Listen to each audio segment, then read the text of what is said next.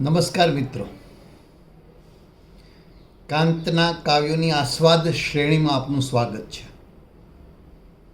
આનંદની વાત એ છે કે સંસ્થા, એના ઉત્સાહી અધ્યાપક અને એના સમજદાર આચાર્ય વિદ્યાર્થીઓ માટે આ પ્રકારની એક શ્રેણી તૈયાર કરે અને એ પછી બીજા વિદ્યાર્થીઓને, અન્ય કોલેજના વિદ્યાર્થીઓને પણ લાભદાયી નીવડે. કવિ કાંત તમારા અભ્યાસક્રમમાં છે અને એના વિવિધ કાવ્યો વિશે અલગ અલગ અધ્યાપકો દ્વારા, અભ્યાસુઓ દ્વારા વ્યાખ્યાનો થઈ રહ્યા છે. એમાંના થોડા મેં સાંભળ્યા પણ ખરા.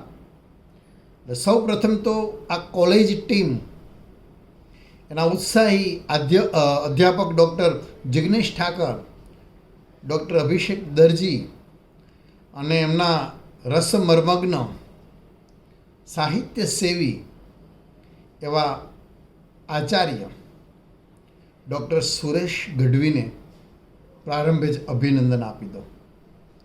અને આ નિમિત્તે મારે કાંતના એક કાવ્ય અગતિગમન વિશે જે વાત કરવાની છે એનો આનંદ પણ વ્યક્ત કરી દો. મિત્રો, શીર્ષક જ તમને વિષય પ્રવેશ માટે મજબૂર કરે તેવું છે. કારણ કે સામાસિક એવો શીર્ષકનો આ શબ્દ બે વિરોધાભાસી સંજ્ઞાને પાસે મૂકી આપે છે: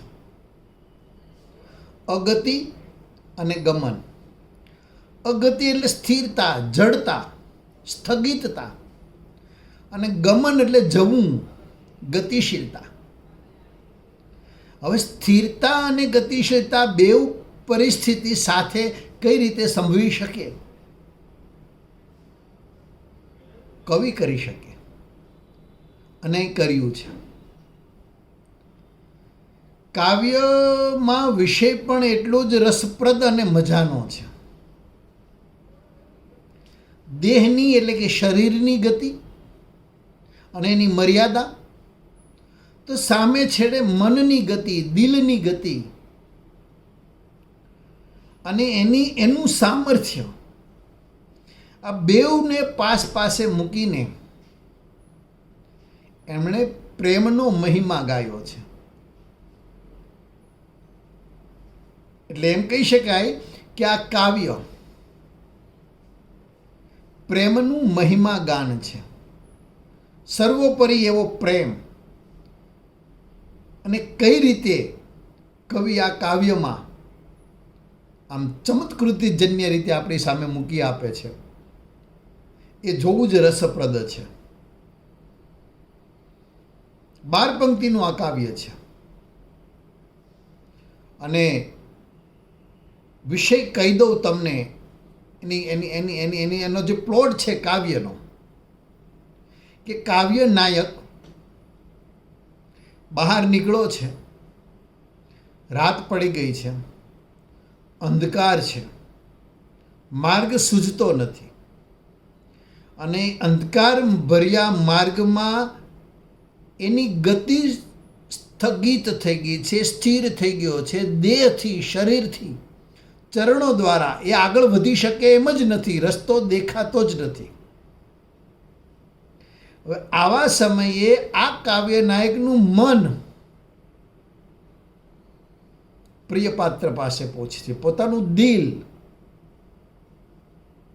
દોડતું, પોતાનું જે પ્રિય પાત્ર છે, પોતાનું પ્રિયજન છે, પ્રિયતમા છે, પત્ની છે, એની પાસે જઈ પહોંચે છે. એ જે મનથી પ્રિય પાત્રનું મિલન અનુભવવું અને એ અનુભૂતિને કાવ્યની શરતે, કાવ્યમાં ગાળી ચાળીને પ્રસ્તુત કરવું, એ આ કાવ્યનો વિષય છે. ઉર્મી કાવ્ય છે, ઉર્મી તત્વ છે. પંડિત યુગમાં આ પ્રકારે ઉર્મી કાવ્યો આપણને પુષ્કળ મળે છે. ઉર્મિશીલ એવા આ કવિની અનુભૂતિનું આ કાવ્ય છે. 12 પંક્તિ છે કાવ્યમાં. 4 પંક્તિનો એક ચતુષ્ક, એવા 3 ચતુષ્ક છે. પહેલો ચતુષ્ક સ્થિતિનું બયાન કરે છે, અંધકારનું. અંધકાર શાને કારણે છે એનું. માર્ગ હવે દૃશ્યમાન નથી, દેખાતો નથી એનું. અને આ માર્ગમાં પગ ચાલી શકે તેમ નથી, પણ દિલ હૈ કે માનતા નહીં. દિલ છે એ પોતાના પ્રિય પાત્ર પાસે પહોંચી જાય છે. પ્રથમ ચતુષ્કનું આ વસ્તુ છે. બીજા ચતુષ્કમાં પ્રિય પાત્ર સાથેની મિલન અનુભૂતિ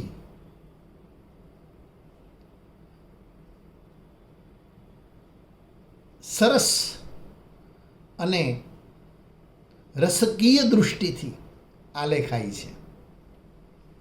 અને એમાં ભીંજાતો કાવ્ય નાયક દેહથી તો એ દૂર છે, જોજનો દૂર છે, અંધકારની અંદર એ ફસાયો છે, પણ મન છે, જે દિલ છે, પ્રિય પાત્ર પાસે પહોંચી જાય અને પ્રિય પાત્રનો સંગ માણે એની અનુભૂતિ આ બીજા ચતુષ્કમાં. અને ત્રીજા ચતુષ્કમાં એ પોતાના દિલની અને જે અનુભૂતિ થઈ છે એ અનુભૂતિ તરફની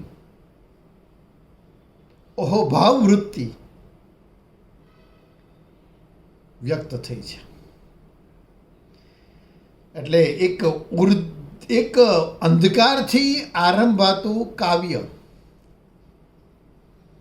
એક ઉજાસમાં, એટલે કે પ્રેમના ક્ષેત્રમાં પ્રવેશીને એક સદાય અને ચિરસ્મરણીય બની રહે એવી સ્વાનુભૂતિ અને એ અનુભૂતિ તરફનો અહોભાવ, પ્રેમ ભાવ વ્યક્ત થવા સાથે કાવ્ય સમાપન પામે છે. આ કાવ્યનો વિષય છે. કાવ્ય તમારા બધા પાસે છે. આચાર્ય શ્રી ગઢવી સાહેબ તો મર્મગ્ન છે. હું જોતો હોઉં છું, વસંત વિજય હોય કે અતિ જ્ઞાન વિશેના વ્યાખ્યાનો હોય કે કિસ્તી, મારી કિસ્તી વિશેનું વ્યાખ્યાન હોય. ડૉક્ટર સુરેશ ગઢવી એના સંકેતો પ્રારંભે જે ચિંતા હોય છે એ એમની આ વિષય પરની પકડને ઇંગિત કરે છે. ગમે છે આ પ્રકારની બાબતો કે આચાર્ય પણ સહભાગી બને અને સમત્વનો ભાવ વ્યક્ત કરે. અગતિગમન. અંધકારથી કાવ્યનો આરંભ થાય. શિખરીણી છંદ. આ છંદનો પણ એક મજાનો વૈભવ છે હો મિત્રો. આમ ભાવનું ઉર્ધ્વીકરણ હોય. પર્વત પર ચડો તમે જેમ ઉર્ધ્વ ગતિ પામો, એ માટે કવિઓ શિખરીણીને પ્રાધાન્ય આપતા હોય છે. તો વેદના, કરુણતા, રુદનનો ભાવ હોય, મંદ આક્રંદ હોય તો મંદાક્રાંતાને નિમિત્ત બનાવતા હોય છે. સ્રગ્ધરા, શાર્દુલ વિક્રીડિત, હરિણી, આ બધાની એક આગવી એ જે છંદની સંજ્ઞા નામરૂપે આપણને મળે છે એ નામનો મહિમા છે. શિખરીણી છે, મેં તમને કીધું ભાવનું ઉર્ધ્વીકરણ છે. ઊંડા અંધારથી પ્રભુ પરમ તેજે તું લઈ જા. અને અહીંયા જે પરમ તેજ છે એ તેજ આ પ્રેમનું છે. ઢાઈ અક્ષર પ્રેમ કા, એ ઢાઈ અક્ષરનો આ મહિમા છે. બધા તારા ઝાંખા વિધુપણ મહી તે જન મળે. આ એનો લય છે, આ એનો આરોહ અવરોહ છે. ગાઈ શકાય એવો આ છંદ છે. એનો મેં સંકેત કરી દીધો. ડરો નહીં, આખું કાવ્ય નહીં ગાઓ.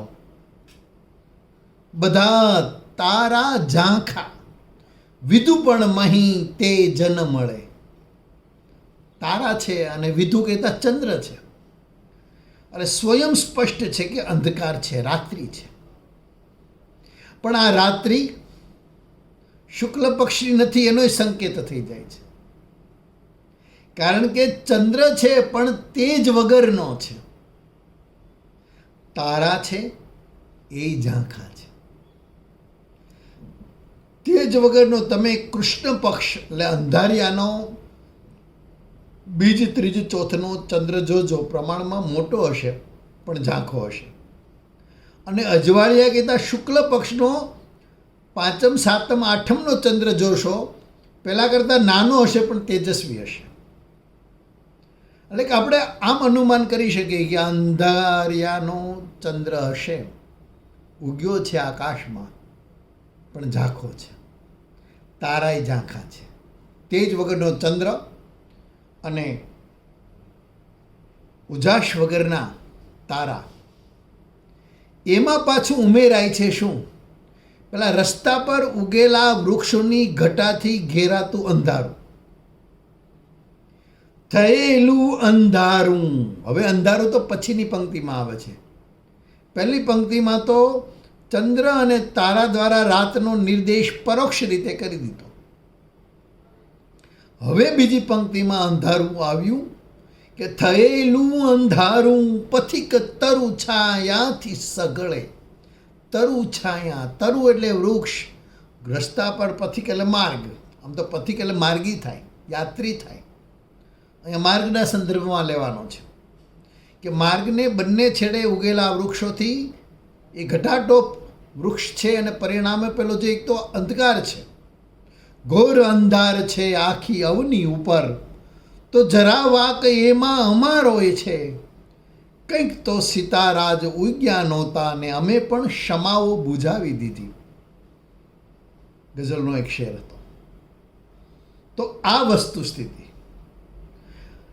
અહીંયા જે વસ્તુ પકડવાની છે, મારા એક મિત્રએ એવો પ્રશ્ન કરેલો, ગઢવી સાહેબ, જિગ્નેશભાઈ, કે અહીંયા મને એમ લાગે છે, એમણે કહ્યું કે કવિ સ્વીડનબર્ગના વિચારોથી પ્રભાવિત થયા, ખ્રિસ્તી ધર્મ અંગીકાર કર્યો, અને સ્વજનો અને મિત્રજનોએ એમની પ્રત્યેનો જે વ્યવહાર કર્યો, એ વ્યવહારનો સંકેત તો પ્રથમ બે પંક્તિમાં નથી ને, કે બધા તારા ઝાંખા વિધુ પણ મહી તેજ ન મળે, થયેલું અંધારું. આ બધું શું છે? એ નથી ને.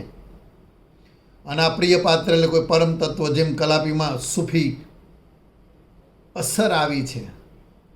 મેં કીધું ભાઈ એવો કોઈ અર્થઘટન કરવાની જરૂર નથી. અહીંયા પ્રકૃતિ અને પ્રણય, આ બે વસ્તુ દ્વારા નિપજતી મનની ગતિ, દિલનું સામર્થ્ય અને પ્રેમનું પ્રભુત્વ,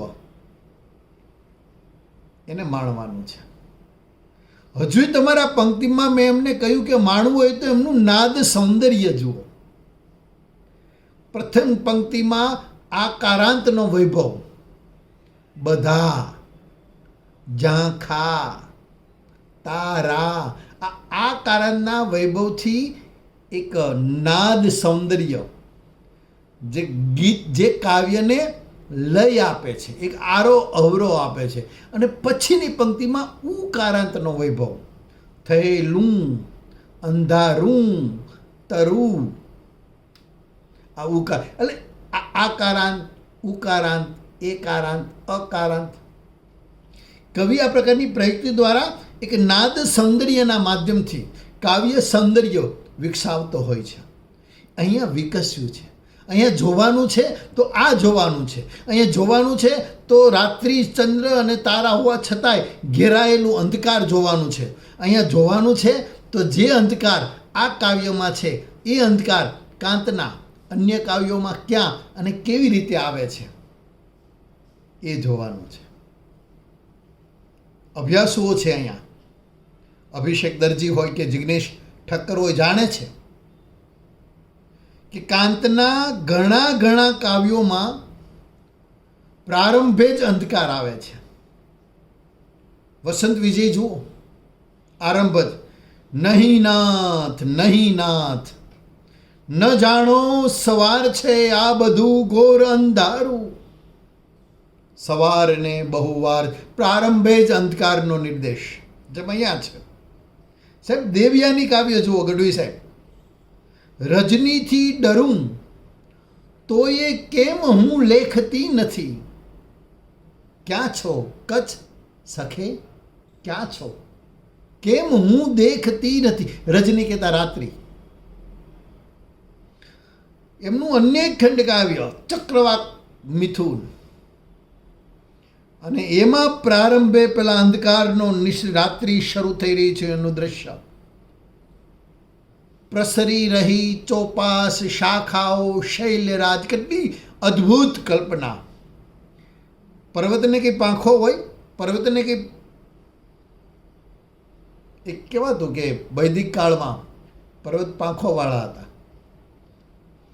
પણ અહીંયા કીધી છે પર્વત એ વૃક્ષ પણ નથી કે ડાળીઓ હોય, પર્વત પક્ષી પણ નથી તો પાંખો હોય.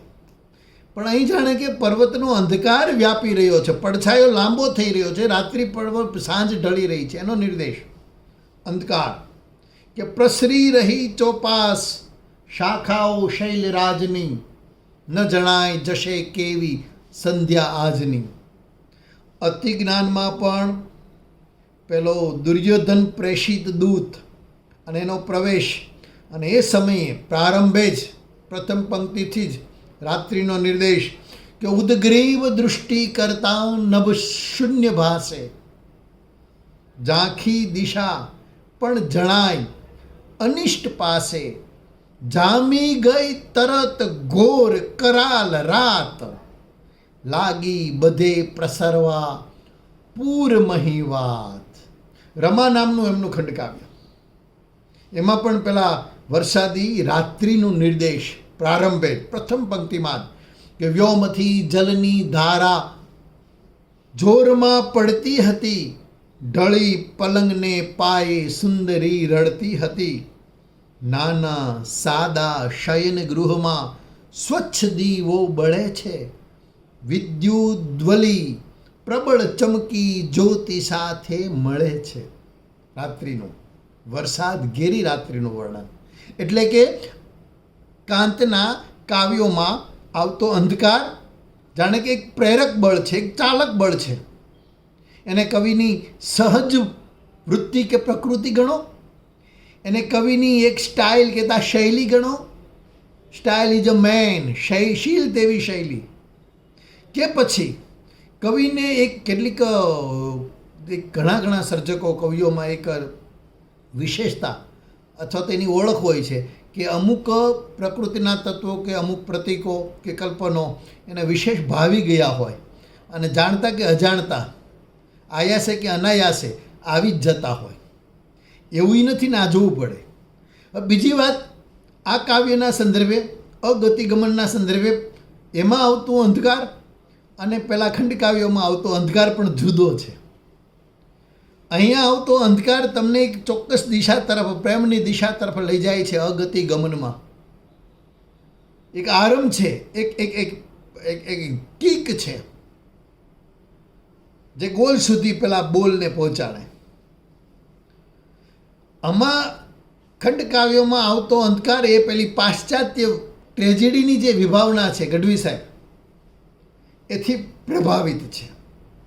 આપણે ખબર છે એરિસ્ટોટલનો જે ટ્રેજેડી વિચાર છે અને એમાં ભય અને પછીથી કરુણા, એટલે કે પેલી ફિયર અને પીટી, જાણે કે અહીંયા એથી આ કવિ પ્રભાવિત હોય. અહીંયા આ ટ્રેજિક જ છે આ કાવ્યો, ખંડકાવ્યો પણ. એ કાવ્યથી આ કાવ્ય જુદું છે, અગતિગમન. એટલે હું કહું છું બે જગ્યાએ અંધકાર હોવા છતાં પણ આ અંધકાર કઈ રીતે જુદો પડે છે એ જોવું રહે. કારણ કે ગ્રીક ટ્રેજેડીમાં આ અંધકારનો પ્રારંભે ઉલ્લેખ થાય છે. તમે મેકબેથ લો, તમે ઇડિપસ લો, તમે હેમલેટ લો. હેમલેટમાં પ્રારંભે જ આવતું પહેલાં હેમલેટના ફાધર પિતાનું ભૂત અંધકાર. મેકબેથમાં પણ પ્રારંભમાં અંધકાર છે. અહીં આવતો અંધકાર એ અંધકારથી જુદો છે. બે પંક્તિ પછીની બે પંક્તિ, હજી ચતુષ્કની બે જ પંક્તિ આપણે લીધી છે. પછીની બે પંક્તિ જુઓ. નહીં ચાલે તેમાં ચરણ, દિલ તો દૂર ફરતું. પગ ચાલી શકે એમ જ નથી, અંધકાર છે, કઈ દિશા જ દ્રશ્યમાન નથી. એમાં પેલું દિલ જે છે ને, મેં કીધું ને દિલ હે કી માનતા નહીં, એ તો ફરી રહ્યું છે. સીધો પ્રશ્ન થાય, ક્યાં ફરી રહ્યું છે? જન્મે, મનમાં પ્રશ્ન જન્મે, ક્યાં ફરી રહ્યું છે? કવિ પણ જાણે છે કે આ પ્રશ્ન કરશે. એટલે પછીની ચોથી જ પંક્તિ માંગે છે, સખે બીજે તે ક્યાં, પ્રિય હૃદયની પાસ ફરતું સરતું. સખે બીજે તે ક્યાં, બીજે ક્યાં જાય? દિલ હોય એ ક્યાં જાય? પ્રિય પાત્ર પાસે જ જાય, પ્રિયતમા પાસે જ જાય. પ્રિય હૃદયની પાસ સરતું, ધીરે ધીરે સરી રહ્યું છે. એક અહીંયા ફરીથી ગેરસમજ થવાની પૂરી શક્યતા છે. અહીંયા બે છે, એક સખે છે અને એક પ્રિય હૃદય. એવા બે શબ્દો બે વ્યક્તિનો નિર્દેશ કરે છે કે એક વ્યક્તિનો. એમ કહી શકાય કે આ સખે છે એ જાણે કે કવિ વાચકને, ભાવકને સંબોધે છે. પણ આ સખે એ એમના પ્રિય મિત્ર, એટલે કે બળવંતરાય ઠાકોર સહેની, એનું ઉપનામ સહેની. આપણે જાણીએ છીએ આમનું કાંતથી સવિશેષ છે. સહેની એ બક ઠાકોરથી કે બળવંતરાય ઠાકોરથી જાણીતા છે. આમનું કદાચ નામ કોઈ વિદ્યાર્થી ન જાણતો હોય. મણિશંકર રત્નજી ભટ્ટ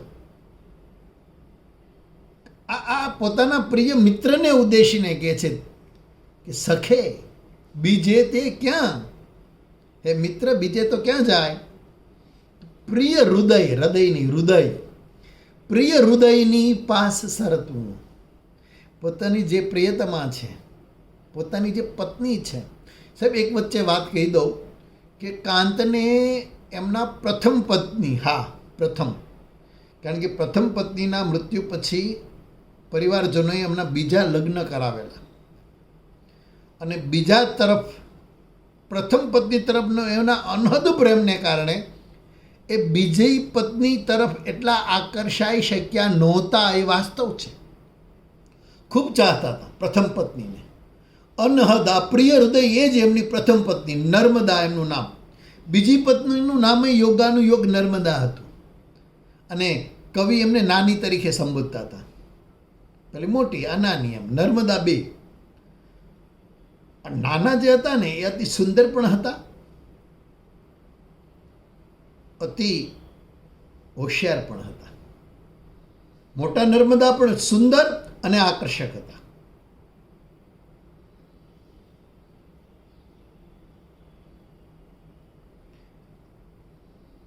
બીજા નર્મદા એને જોયું કે કાંત પ્રથમ પત્નીના સ્મરણમાંથી બહાર જ નથી આવી શકતા. એટલે એમને પોતાના તરફ આકર્ષવા માટે ઘણા પ્રયત્નો કરેલા, અને એમાં એટલા સફળ નહોતા પણ રહ્યા. કાંતનો પ્રથમ પત્ની તરફનો અનહદ પ્રેમ એમના બીજા કાવ્યોમાં તમને જોવા મળે. વસ્યો હૈયે તારે, રહ્યો એ આથારે, ઉદ્ગાર કાવ્ય યાદ રહે. સુંદરમનું ખંડ શિખરીણી તને મેં ચાહી છે, યુગોથી દીખેલા પ્રખર સહરાની તરસતી. એ ખંડ શિખરીણી આવે એના વર્ષો પહેલાં ગુજરાતી ભાષામાં પહેલી વાર ખંડ તોડવાનો, છંદ તોડવાનો પહેલો પ્રયત્ન આ કવિ કાંતે કર્યો, અને સફળતાપૂર્વક કર્યો. ખંડ શિખરીણી આપ્યું એ આ ઉદ્ગારમાં કે વસ્યો તારે હૈયે, રહ્યો એ આધારે, પ્રિય તેમાં મારે, પ્રણય દુનિયાથી નવ થયો, નવા સંબંધોનો સમય રસભીનો પણ ગયો. એ કે પછી એક કાંતે ગઝલ પણ લખી છે કે હું જોઉં છું ચંદા, ચંદાને, ચંદ્રને, અહીંયા ચંદ્ર છે, હું જોઉં છું ચંદા, કહે તે જુએ છે કે હું તને જોઈ રહ્યો છું. એ તને જુએ છે તો એ રીતે અમારી નજરનું મિલન એ ચંદ્રની ભૂમિ પર થાય. અને આ આંખની માફક એની રૂવે છે કે ગઝલ છે કાંતની.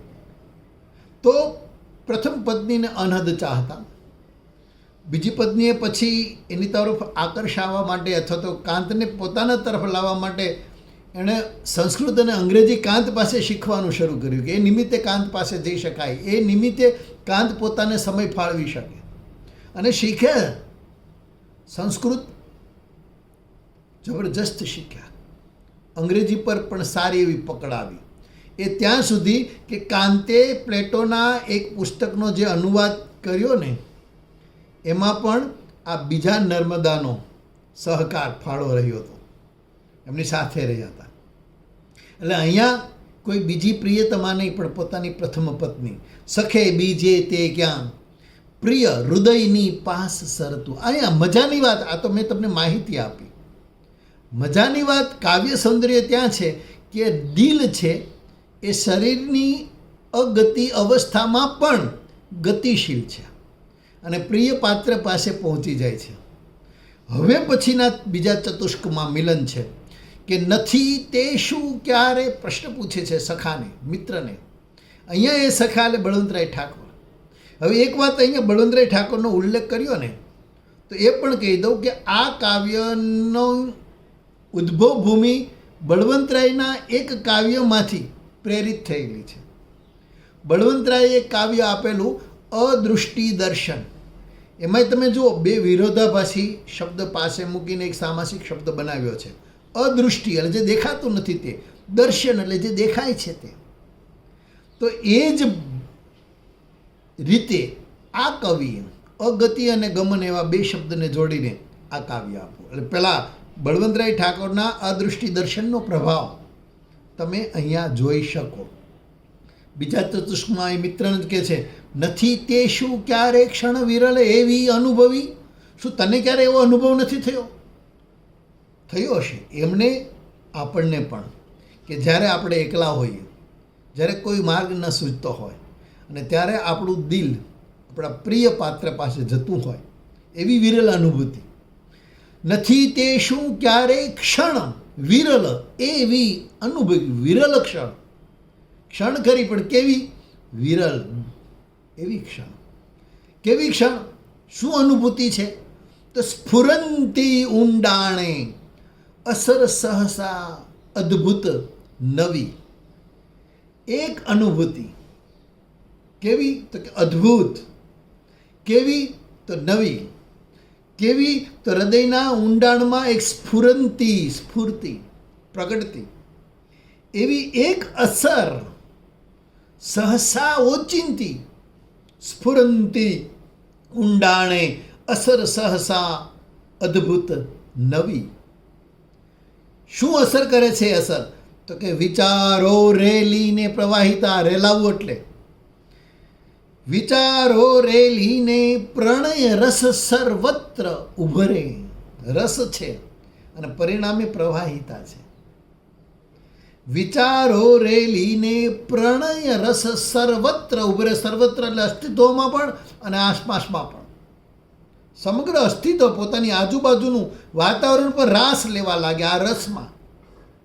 વિચારો રેલીને પ્રણય રસ સર્વત્ર ઉભરે અને નાહતા નાહતા. હવે જો પેલું રેલાવું એની પ્રવાહિતા, પેલો રસ એની પ્રવાહિતા અને એને અનુસંગે આવેલું આ નાહવું કેટલું સાર્થક બને છે એ આ કાવ્યમાં જોવું છે. નાહવું એમને નથી આવ્યું. અને નાહતા નાહતા હૃદય હૃદયા લિંગન કરે. હૃદય સાથેનું મિલન. અહીંયા આ અનુભૂતિ પ્રેમની એક વિરલ ક્ષણ, અદ્ભુત, નવી, સહસા સ્ફુરેલી અને વિચારો રેલીને પ્રણય રસ જે સર્વત્ર ઉભરે અને નાહતા નાહતા હૃદય હૃદયા લિંગન કરે. હૃદય સાથેનું એક આલિંગન.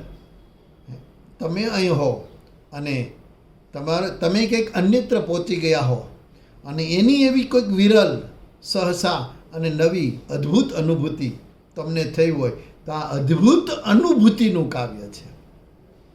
ત્રીજો અને છેલ્લો ચતુષ્ક. બને હવે એ અનુભૂતિ પછીની ક્ષણ કેવી હોય? બને ત્યારે આંખો મૃદુલ શિશુના સ્વપ્ન સમ ને. કેટલી અદ્ભુત વાત કરી આ અનુભૂતિની, કે એ અનુભૂતિ સમયે આંખો કેવી હોય? આંખો પવિત્ર રાખ, સાચું તું બોલ. કે પછી બળવંત આ સમયનો પ્રણય બહુ મજાનો હતો, ખુલ્લો નહોતો, કે પછી આમ અરુચિ જન્મે એવો પણ નહોતો. સંયોગ શૃંગાર નહીં, અને સંયોગ શૃંગાર હોય તો પણ પેલી મર્યાદાની પાળ, રસની પાળમાં તોડશો, જેમ નાનાલાલે કીધું હતું ને, એ અનુભૂતિ. બળવંતરાય ઠાકોરનો મોગરો તમને યાદ આવે કે તુજ લટે ધરું ધવલ સ્વચ્છ આ મોગરો, નહીં એથી નિકટ સ્પર્શ આ સમય મારો. આરો હક માત્ર તારા લટમાં, તારા માથામાં મોગરો એક લગાડવાનો છે, એથી વધારે સ્પર્શ હું ન કરી શકું. આ સંયમ, અને એ સંયમની પવિત્રતા આ કાવ્યમાં જુઓ કઈ રીતે આ પંક્તિમાં આવી કે બને ત્યારે આંખો મૃદુલ શિશુના સ્વપ્ન, બાળકના સ્વપ્નની મૃદુલ આંખોમાં આવતું સ્વપ્ન જેટલું નિર્દોષ, જેટલું પવિત્ર, એટલો જ નિર્દોષ ને એટલો જ પવિત્ર અમારો આ પ્રેમ અને અમારું આ હૃદય સાથેનું મિલન. બને ત્યારે આંખો મૃદુલ શિશુના સ્વપ્ન સમને, જતી ભાસે સ્વર્ગે સહજ શિરના સ્વલ્પ નમન. હવે ફરીથી એ બે વિરોધાભાસી શબ્દ સંજ્ઞા જે આવી એને તપાસો. સ્વર્ગ ઉર્ધ્વ અને માથાનું નમવું, એટલે એક ઉર્ધ્વતા અને બીજી આ માથાના નમવાની બે ક્રિયા, એટલે ઉપર સ્વર્ગ અને નમન નીચે, એ બે સંજ્ઞાને બે સ્થિતિને કઈ રીતે સાંગળી કે ઈશ્વર તરફનો અહોભાવ જન્મે અને મસ્તક નત ભાવે નીચે નમી જાય.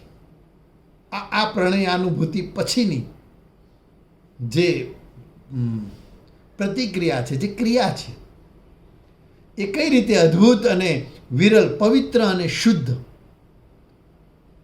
આલેખાય છે. બને ત્યારે આંખો મૃદુલ શિશુના સ્વપ્ન સમને, જતી ભાસે સ્વર્ગે સહજ શિરના સ્વલ્પ નમને. સહજ શિરના સ્વલ્પ નમને, માથું નમી જાય અને ભાવ ઈશ્વર તરફના અહોભાવ સાથે આ પરાવર્તિત પામે, આકારિત થાય. છેલ્લી બે પંક્તિ. ફરી પાછું હૈયું ક્ષણ અવરમાં વાસ વસતું. પાછું મન એ દિલ જાય અને આવાગમન, આ આવાગમનની સ્થિતિ છે. અવરમાં ફરી પાછું બીજામાં જઈ અને વસે. ફરી પાછું હૈયું ક્ષણ અવરમાં વાસ વસતું, અને અંધારાથી ચરણ સમજી શીઘ્ર ખસતું. અંધારું છે અને છતાંય એ તો ત્વરિત ત્યાંથી દૂર જાય છે અંધારાથી, અને પ્રણયના, પ્રેમના એક ઉજાસમાં, ચક્રવાક મિથુનમાં અંતમાં એ ઉજાસ નિર્દેશાયો છે. આ ઉજાસ અહીંયા જરા પરોક્ષે સંકેતાય છે. ફરીથી આભાર મિત્રો. અને આ પ્રકારની એક તક ઊભી કરી કાવ્યને માણવાની મેં માણ્યું છે, હું એમ જ કહીશ. અને એ માણેલી અનુભૂતિને આપ સર્વ સાથે શેર કરવાની, જે ક્ષણ મને સાંભળી એનો આનંદ અને આભાર વ્યક્ત કરું છું. મળીએ ફરી. આવજો.